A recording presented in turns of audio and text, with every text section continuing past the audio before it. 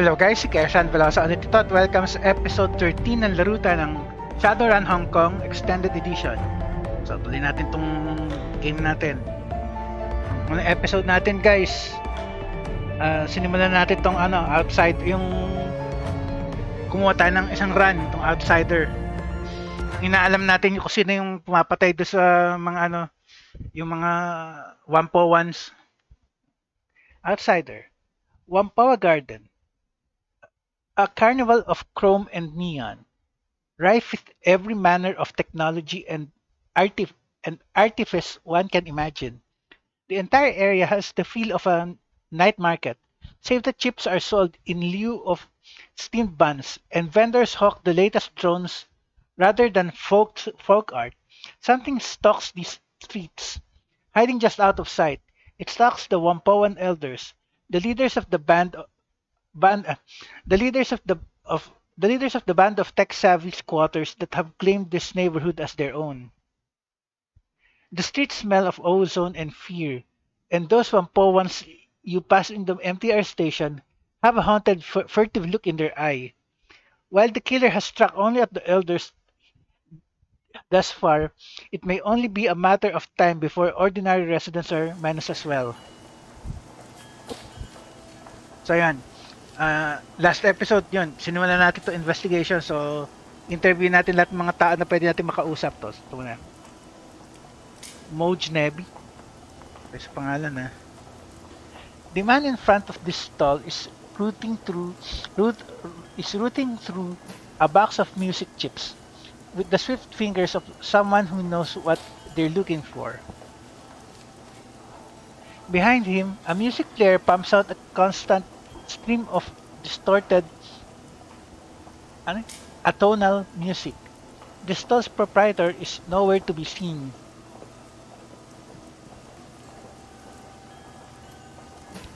Moj Nebi. Can you believe this? They've got 4 bootlegs of Echelon 60, the unreleased Enochian Keys double chip show from Brazzaville. But absolutely zero chips from Shotgun Bloom. This stall stuff is purely second rate. Mga pangalan ng mga bands? Hey man, then get down on Echelon 60. I saw them when they played that unlicensed show at the old Choco Taft factory out in Tsuen 1. The show was amazing, even if the police had to break it up midway through the second set. The music aficionado waves his hand dismissively. The show might have been great, but come on, Echelon 60 is old news. They're already being mainstream. I saw a tried ad for the new Mitsubishi Ostro scooter, and they were using Main Vault Underbus as the backing music. Made me sad, I tell you. Ba yan? Okay, yeah. The decker inclines his head politely toward you. Moj Nebi at your service. Decker technologist, music fan. You're not from around here, are you? You don't hold yourself like a native. Not Wampoa Garden, no. I'm from the UCAS. Sabihin natin. Mo runs a hand through his hair, shaking the collected hair off of it. I thought so. What brings you out here? I'm trying to find out who's been killing the elders. Just here to do some shopping. Sige. Wag naman natin sabihin kagad. Well, this place has anything tech related you can think of. You want more mundane stuff? This isn't really the place. What can you tell me about the Wampoans? Know anything about the murders? What's your area of expertise? See you later, Mo. Ito na. I'm a decker. I used to be a company man for years, pushing code on their servers, smearing the little cyberpunk pukes that would try to get into our secure systems. I made a pretty good living. Had my own place on the 48th floor in a corporate skyscraper. It was the kind of thing the Sims teach you everybody reaches for, the dream life. How'd you end up here? That sounds that sounds like hell on earth to me. So what went wrong? How'd you end up here? I found out the company wasn't what I thought it was. Sure, they paid me well and kept me in feature comforts, but I accidentally looked over some misfiled reports while cleaning out a company data store. Turns out one of the company's riggers had gotten drunk and blabbed about some project or other being over budget and behind schedule. That's not good. It would be a parable offense, right? Eh? Ano yan? Yung ano? Yung sa Dragonfall? Yung ano? Yung gumawa ng virus? Yung ba yan? Mo, Mo purses his lips, his gaze going distant for a moment. Well, I guess upper management was worried that info would hurt their stock ratings by a fraction of a point or of a point or two. So they fired the guy with a point 38 with a 308 with a point 308 round right through the skull. That seems drastic. You should have known that's not how the corporations handle problems. Well, they shot him. Well, they shot him over a fraction of a point. Okay, that seems drastic to lang. It may only have been fractions of a point, but that was still tens of millions of nuyen. I guess what went I guess that went beyond a firing offense directly into murder territory. What's worse, since I now knew about both the project and the murder, I could be next in the firing line. I knew I wasn't worth the expense to hunt down, as long as I kept my head down. So I came out here, looking for like-minded deckers. I guess I ended up staying because I could get a semi-semblance of community out here, and I couldn't get that many other places. What can you tell me about the Wampawans? Know anything about the murder? Oh, sige, ito muna. What can you tell me about the Wampawans? We're a collection of freaks, geeks, nerds, and tech junkies. This place may look like a third world bazaar, but believe me, we have stuff here that's cutting edge in almost every field. Mo swells with pride and plants both hands firmly on his hips. Maybe it's not as advanced as the stuff the megas have in their development labs, but it's an advanced as anything you can find in a store.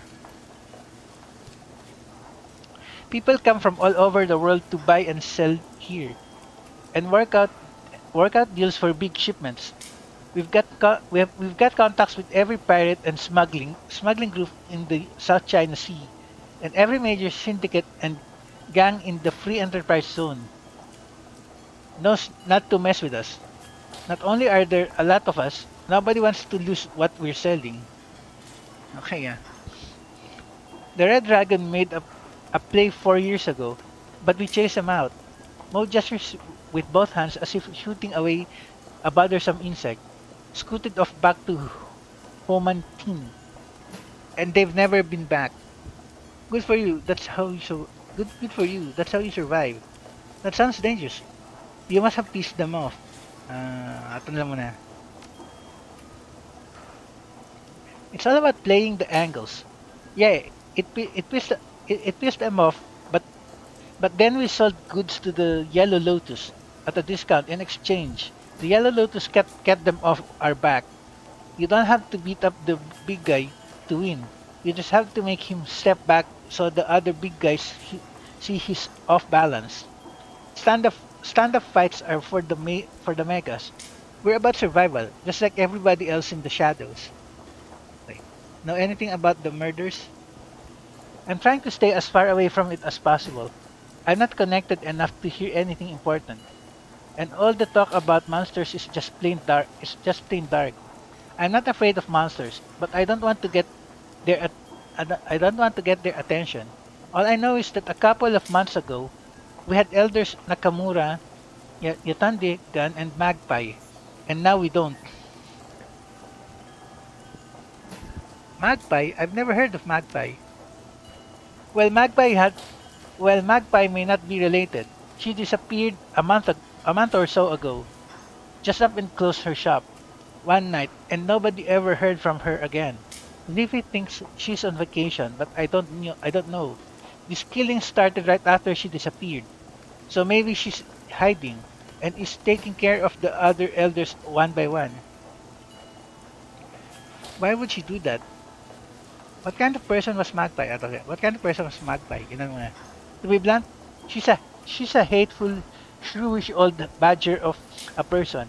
It was always her way or the highway. She'd butt heads with the other elders over damn near anything. The last fight she had was with Tang over something or other. I guess she ended up throwing some of his micro drones into a deep fryer and threatening to kick his ass around the block. Tapang pala tong magpie na to eh. What was her line of business? Matrix gear. Her shop's called the Jackpoint. Not every, not very imaginative, I know. She always had the hottest programs, best chips, and made some killer decks for anybody willing to pay her rates. It cost plenty of Nuyen, but she was one of the best in the business, at least in Hong Kong. If you want to know more about her, you should talk to Zippy. He's one of the only people around here who got along with Magpie. You can probably find him by the MTR station. He loves the steam bun cart over there. Okay, see you later, Mo. Okay, nice. So may information na tayo kahit paano sa Magpie. Ito. Break Hui. Breaker Hui. An imposing troll stands in front of a stall, overflowing with weapons of all sorts. Pistols, rifles, and even brass knuckles overflow onto the rug around him. Oh there, you look like a man who understands the value of self-defense. Breaker Hui, at your service. And I can promise you, I can help you defend yourself. What do you say? Want to take a look? Show me what you have. Okay, ano nga weapons? Kailangan ko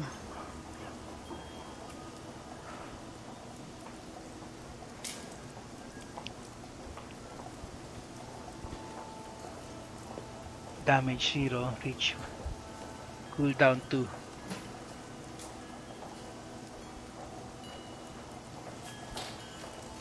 Strength plus 2. May do AP damage on critical hits. Allows for an enhanced stun shock attack on a 2-round cooldown.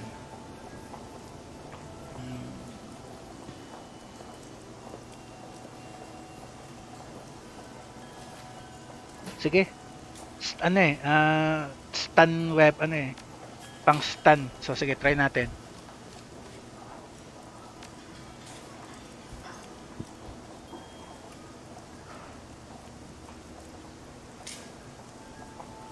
At least yung dalawang klase weapons ko for now. Hindi ko muna tatanggalin yung isa.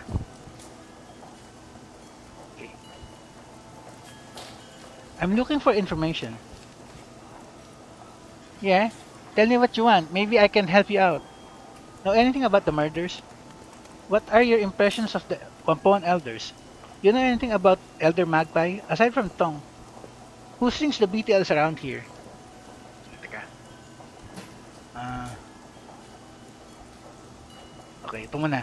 What are your impressions of the Wampoan elders? Can't say I associate much with them. They organize big trade deals with the Loho Joa pirates, the triads, and legitimate businesses.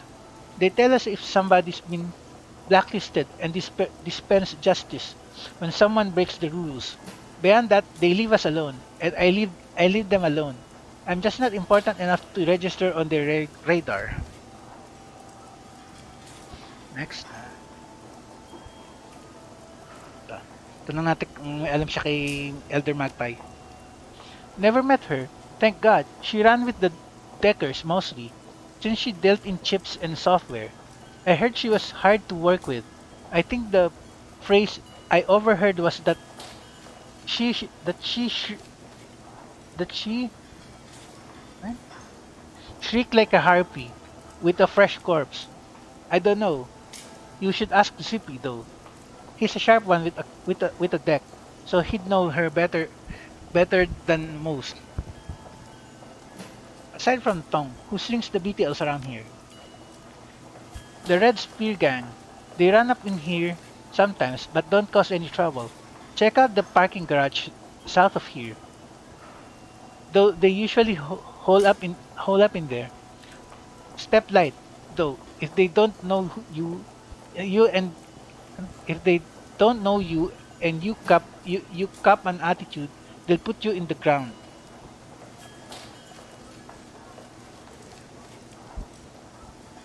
Funny thing, I heard there was a shootout with some Hong Kong police in the garage a month ago. I was away in Beijing at the time, so I didn't see it directly, but everybody was talking about it when I got back. Why is that funny? Because we don't let the Hong Kong police force in here. Most times we shoot at them if they try. Every time they come in here, it's bad for us because they're always looking for a scapegoat. Why would the elders let them in? Nobody knows. Know anything about the murders? Just that elders have been getting hacked apart. I've tried to stay away from it all. No sense painting the crosshairs on my own forehead, right? The troll shrugs indifferently. I'm nobody important, and I aim to keep it that way. Okay, see you later. At least meron akong nabiling bagong gear. 93 nuyan lang ang natira sa funds natin. Yan natin ulit kung may dadagdag ka sa sinabi nito. Wala na.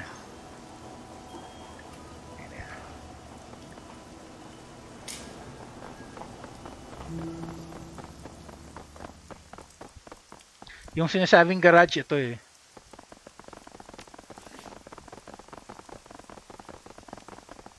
Get the key to Magpie's shop.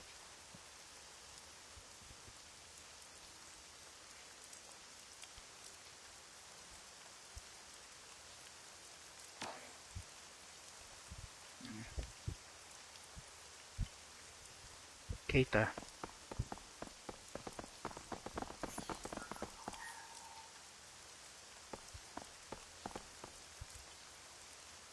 This dumpy-looking man is busily hawking a variety of grilled spherical treats of various sizes. Some are sold individually, some are skewed on sticks, and some are packaged up in sets of 4 or 6. A sign on the front of the cart reads Keita's Wanyan Yatay. So ano, ano yan, mga ano, mga fish ball tsaka squid ball. A cacophony of small 3D screens are attached to the cart, each playing a different trade show. Interest you in some Interested in some dango, takoyaki, maybe a nice nikuman. That's a pork bun with a Japanese twist. Any kind of tasty Japanese treat you can imagine. I've got it. Maybe some curry fish balls or are yours are yours are your speed. Keita will give you your heart's desire, providing that desire is on my menu. Fish balls aren't really my thing. Let me have some dango. Ano? Nuyan lang naman pala eh. Your wish is my command, good sir. Keita deftly pulls one of the dango sticks out of the cart and drops it onto the grill. A small robotic arm slides out from the cart and begins turning the stick until the balls of rice flour are a toasted brown color. Lifting them from the grill, Keita dips the entire stick in a tub of sticky brown sauce before handing it to you. The snack has both a sweet and salty flavor, reminiscent of sesame seeds and soy. The balls inside are pleasantly warm and surprisingly chewy, a bit like eating raw dough, but without the attendant chalky taste. Keita leans back, studying you intently. The tried projections from his cart cause his face to be lit in a constant shifting array of rainbow hues. So what brings you to Whampoa Gardens, my friend? Somehow I doubt it's just street food. Uh, Just here on the job, I'm looking into the killing of the Whampoan elders. Keita, shiv- Keita shivers, wrapping his arms around his body. I've been hearing a lot of I've been hearing a lot about that. Haven't looked too closely though. It's just none of my business, you know. What can you tell me about the people here? What's with all the tried screens? Got any thoughts on their murders? Tanong natin. Ba't ang dami niyang palabas? Keita beams and gestures excitedly at them. You like them? I love tried operas. Chinese, Korean, Japanese, Indonesian, it doesn't matter. This way I can watch all of my favorite shows without missing a beat. And I can work at the same time. Okay ha. Telenovela freak ka pala. Pirated Tried is my other business. I, I rip the streams in the Matrix, tap right into the corporate feeds, and resell them on chip out here. Keita's face falls a bit, and his enthusiasm wanes.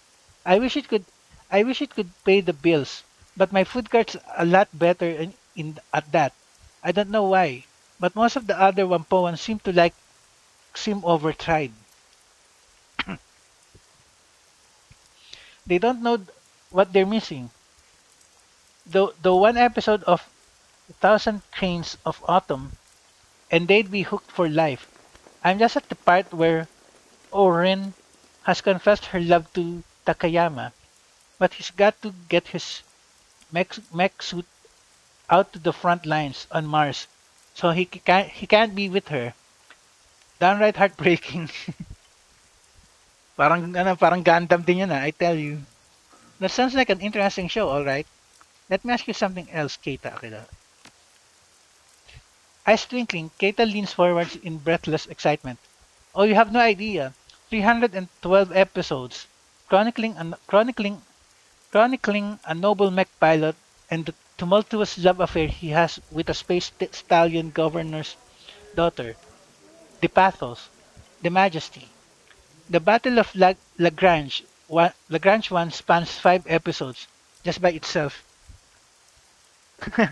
Parang anime na yan For some reason, I guess it just uh, for some reason, I guess it just doesn't resonate with the wider public. I don't know why. Who doesn't want to see a tried show about giant flying robots, love, betrayal, and spice?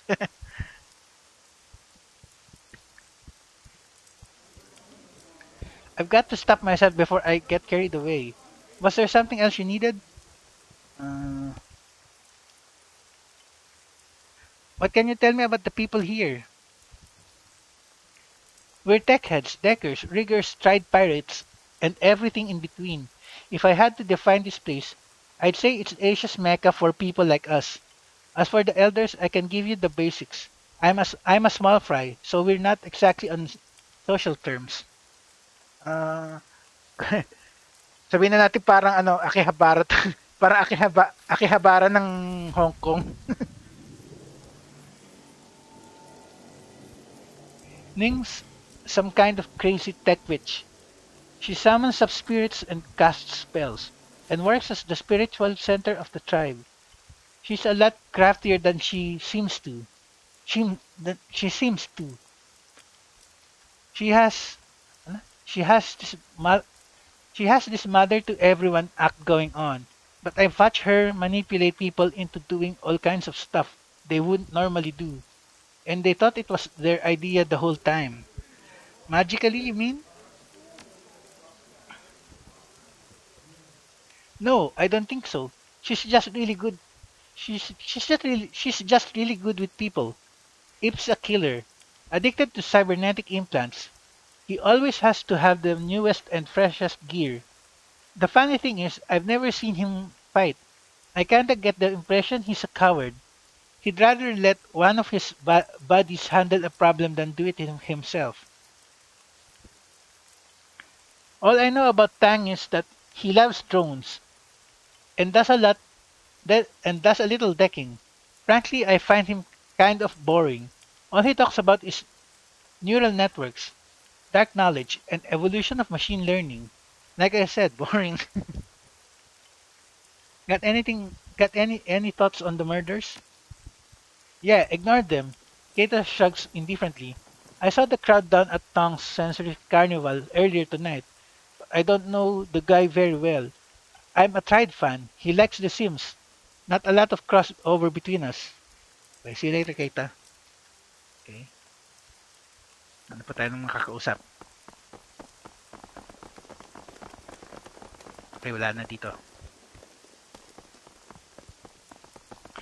Balikan nga natin si DeMargo.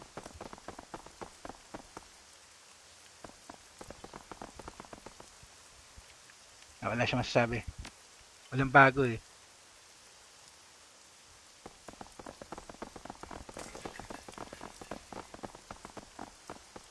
Okay, dito wala rin.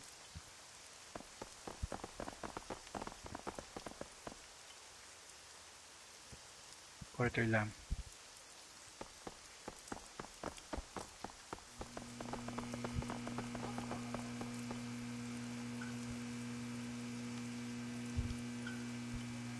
CP. Ito isang kailangan natin kausapin.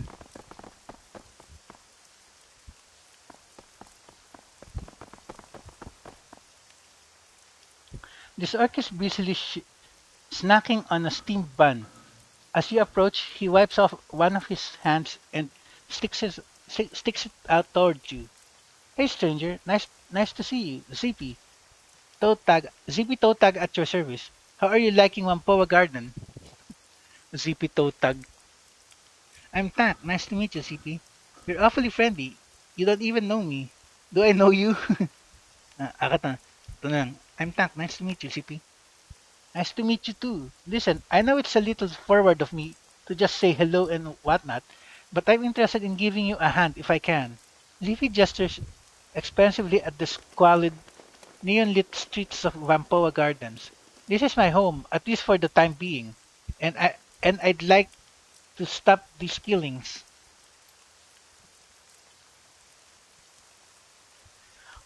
We've never had we've never met before this. We've never met before this, but I know exactly who you are. You're my replacement. The elders had me autopsy what was left of Elder Gan and Elder Nakamura after they got ripped apart. But I don't want to dig any deeper.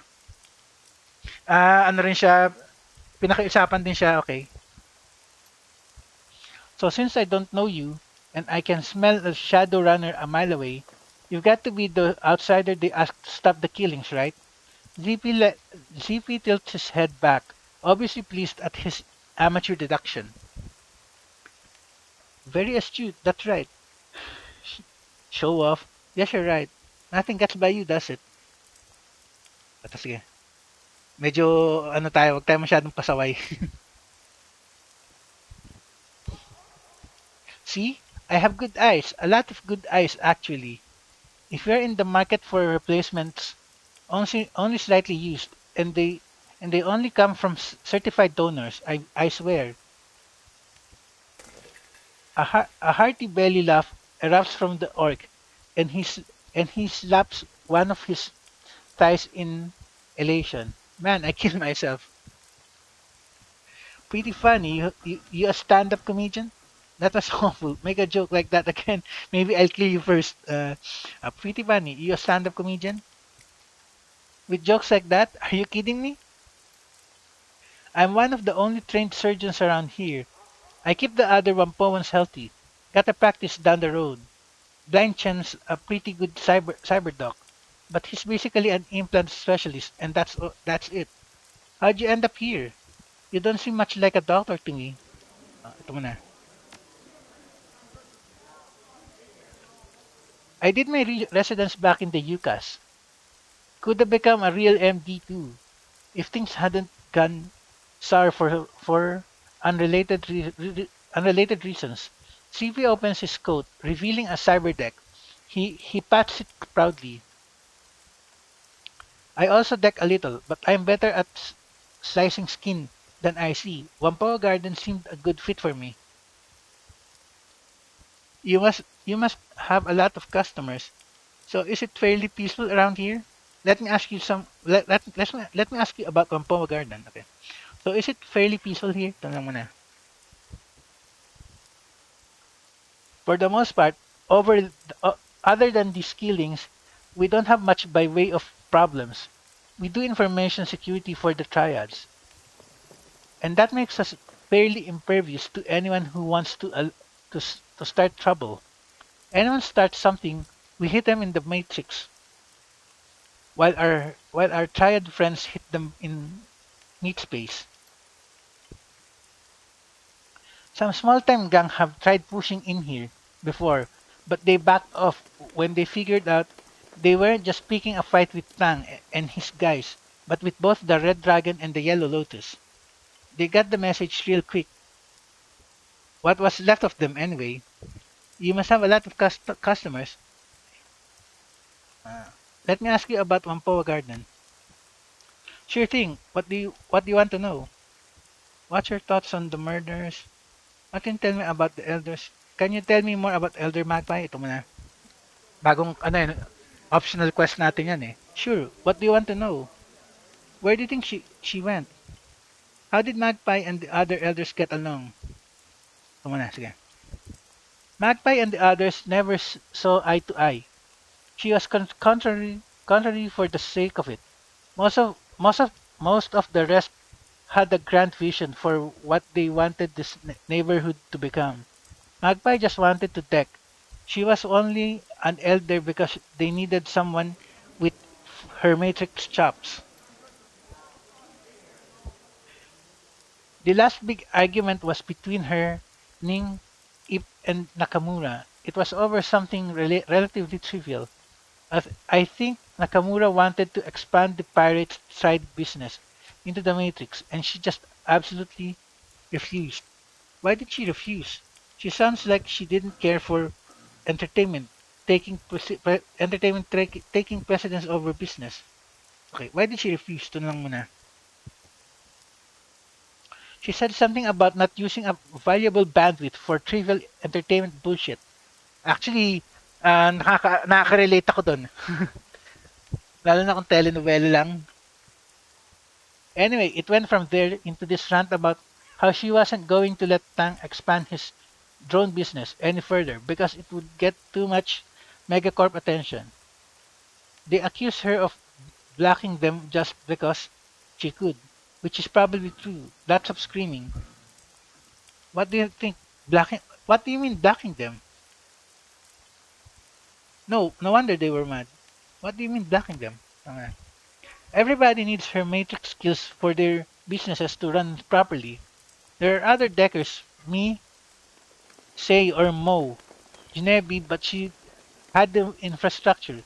If their project didn't interest her, she wouldn't even give them the time of day. She's a real hardhead about having her time wasted, but she figures if she's not interested in something, it has no value objectively. Kind of a major blind spot if you ask me. Sounds like she was critical. Tama. Could you let me into her shop? Sige. Ito muna. Sabihin natin. No can do. Not because I don't want to, but because I just don't have the key. You'd have to get it from Ip. He's taken over all the Matrix infrastructure. Maintenance, infrastructure. He's taken over all the Matrix infrastructure maintenance since Magpie disappeared. He's not as good at it as she is, or as am I. But they're not gonna let anyone who isn't an elder take care of that kind of critical stuff. Okay, so that's interesting. Okay, can you tell me more? Sure, what do you want to know? Where do you think she went? No idea. One day she was here, the next poof. At first I thought she was just on vacation. since she had mentioned wanting to see the Kingdom of Hawaii someday. But it didn't feel right. She would have at least told me she was leaving. It seems mighty suspicious to me. Nobody else seems to care what happened to her. Probably because she pissed them all off so bad. Is there any place you think I should start looking? A little odd for her to just disappear, don't you think? Sige. Of course it's odd. She owed me lunch too, and she was the sort who paid her debts promptly. You might want to check out her shop. It's all locked up, but the other elders have a spare key. Couldn't hurt to look around. And even though Magpie was always butting heads with the other elders, they wouldn't have any reason not to let you in. Ayan. Ah, ano na, hindi ko na itatanong tong, what do you mean they were butting heads? Na-explain na sa atin yun eh. What did they argue about? Magpie and the others never saw eye to eye. She was ayan, nabasa na natin part 10. Ito yung, ayan.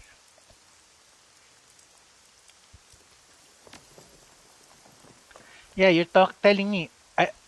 I like the old queen, but she was a handful at the best of times. Everybody needs her matrix skills for the. Okay,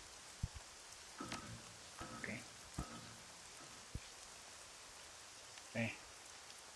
What are your thoughts on the murders? There is a sharp intake of breath as Zippy shakes his head. Pretty gruesome business. Gun died from a broken neck. Looked like someone had wrenched it around, and his arms and legs were cut off. Some skin flayed away too.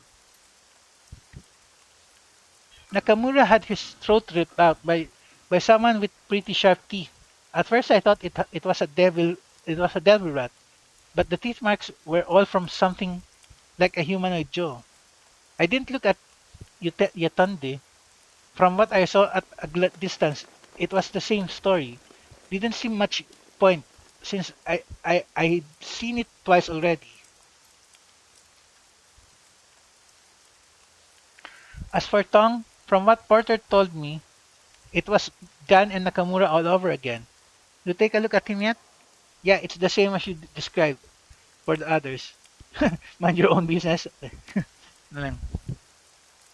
Sifu shakes his head sadly. Dan, I like Tom. The BTL business is unsavory, but the man had to eat, and his regular sims were great. Generally all around nice guy, friendly with everyone. Never had anyone mad at him. There ain't no justice, let me tell ya. What can you tell me about the elders? Ziffy laughs shrugging. Well, they're an accent. Well, they're an eclectic bunch, that's for sure. Where to start? Ning's the spiritual leader here. She's the voice of the Wampo ones, I guess. A lot of her close friends are really more of followers since she's something of a priest for the machine spirits. Maybe it's a cultural thing for people who grew up here, but it's never called to me. Still, she makes a damn fine pot of tea. Dali lang guys. It's the muscle and has an encyclopedic knowledge of cyber and bioware. Definitely a good guy to have watching your back. Not too friendly, but you know how it is. You get a lot of cyber people start wondering if if you'll tear their limbs off. CP makes a chopping gesture with one hand. He's got moves straight out of Blood Carnival 3. The Reckoning. Terrible movie, but great fight choreography. There's also that guy with tattoos. Ayan. What about Tang? I don't know much about him, but I think he's got some kind of fetish for automation. Found him cooing over some prides of automated delivery drones in a warehouse once. He works with drones. He's a has a shop called the Blessed Autofab. He was raving about the efficiency of the movement patterns or something. You already know about Tong, Ran Sims, BTL's skill chips. Gan used to be a planner before he had a nervous breakdown and got involved in statistical analysis. ZP pauses to collect his thoughts. Nakamura came from Fukuoka, to Japan, and was interested in entertainment tried mostly. Spent a lot of time analyzing subliminals in ads. Then there was Magpie. She was the chief decker, hot as hell against IC, and built her own hardware. Salty old woman. A salty old woman though. Never met anyone who was quite as shrill or nasty when she was mad. She was mad most of the time. I've heard about Magpie. She sounds like she was difficult to work with. That's what everybody said. Me, I never had a problem with her. You just have to know how to finesse her a little. You know, make sure she make sure she thought everything you wanted her to do was her idea the whole time. If you didn't do that, it was like dealing with a goddamn mule. I was good at it, as it was never a problem. Okay, see you later, CP. Okay, so subukan natin hingin yung susi ng ano niya, ng shop niya. So, to optional optional objective. Okay, save muna natin.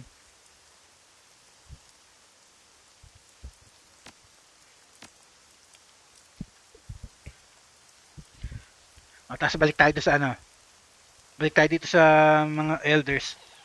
Tingin natin yung susi ng ano niya, ng shop niya.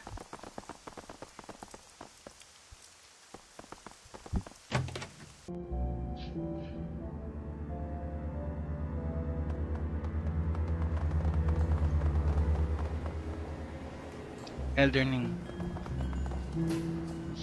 Is there anything we can do for you, Tank?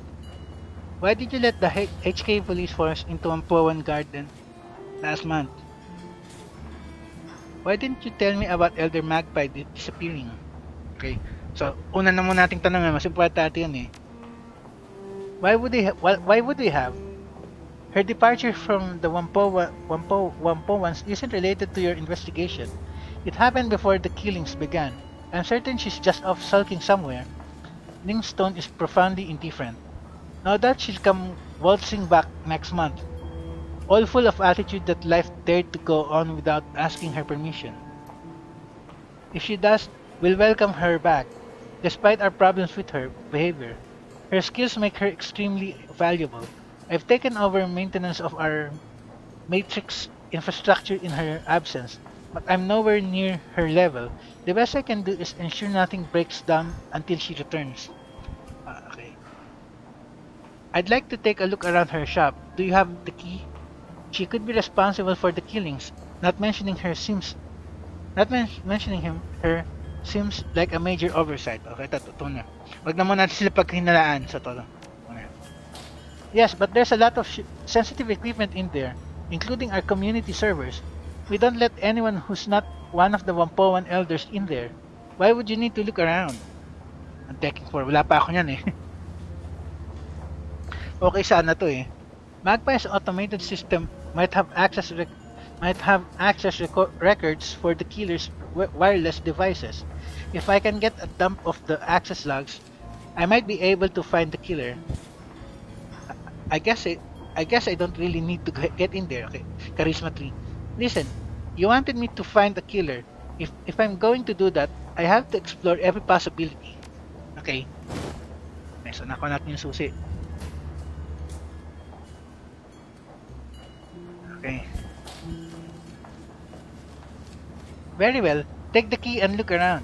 Just don't break anything or shut the servers off. Okay. Was there anything else? Tanong natin ano. Why did you let the Hong Kong police force into Wampoa Garden last month? Last na lang natatanong to guys. Tapos Next episode natin tanong. Are we going now? Okay. Tanong natin yung next episode. Teka. Timer na eh. Sige.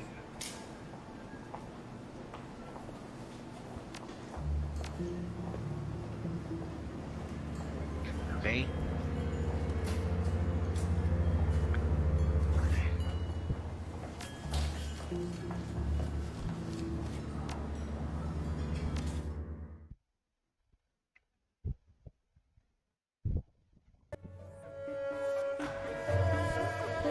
Okay guys, kaya Sean Velosa signing off. Next episode, tuloy natin itong investigation natin.